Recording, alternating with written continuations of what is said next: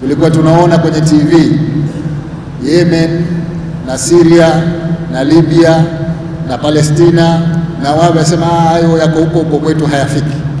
Sasa tumeyaona kwetu.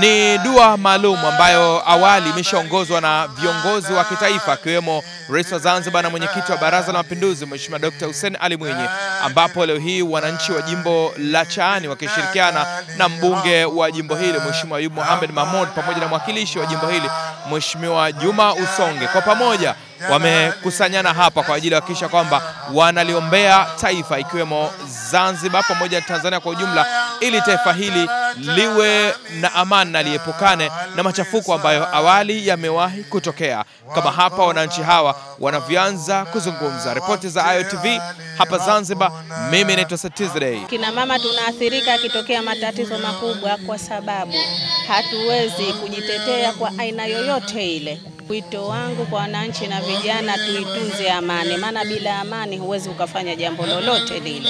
Wale ambao wana dhamira mbaya kwa taifa letu kwa namna yoyote ile ya hujuma, basi Mwenyezi Mungu awabadili dhamira zao hizo, warudi kuwa na dhamira njema na kuhakikisha kwamba wote tunaungana kuhakikisha kwamba amani na utulivu inaendelea kutawala. Sasa tumekuja mbele yao kwa kuja kuhakikisha kwamba yale tuliyoyaahidi wakati wa kampeni, yale yaliyopo kwenye ilani ya uchaguzi ya Chama cha Mapinduzi, mipango ya kitaifa iliyopo katika ngazi ya wilaya, mkoa, kwa upande wa serikali ya Mapinduzi ya Zanzibar na Jamhuri ya Muungano wa Tanzania, ni wajibu wetu kwenda kuwasemea kwenye vyombo hivyo, na yale ya kutekeleza sisi kuhakikisha kwamba tunayatekeleza kama tulivyoahidi.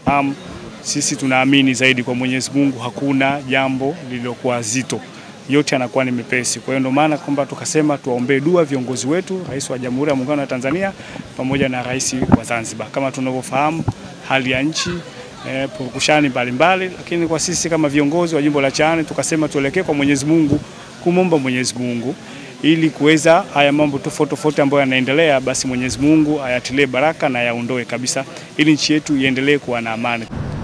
Ipo haja ya kila mmoja wetu, na mimi hili napenda nilirejee kulisema mara kwa mara. Yapo makundi matatu katika jamii, tuwe makini sana na kauli zetu. Kwanza, wanasiasa. Mara nyingi vurugu zinatokea kwa kauli za wanasiasa. Wanasiasa, tukuombeni sisi tuwe mfano katika jamii wa kuhubiri amani. Na tunaona ndani ya TV, tunawaona vizuri tu wanavyohangaika, lakini na sisi tunaomba tusitarajie hayo. Wito wangu mimi, vijana hawa tukae nao vikao tu, wazee hasa sisi wazee, tuko wazee, vijana hawa tukae nao vikao katika mabaraza yetu kwa sababu yako mabaraza ya wazee kuanzia ngazi za tawi na ngazi za wilaya, ngazi za mkoa. Tuwaelimishe tulikotoka na tulipo tunakwenda. Sikishaamsha hivyo basi.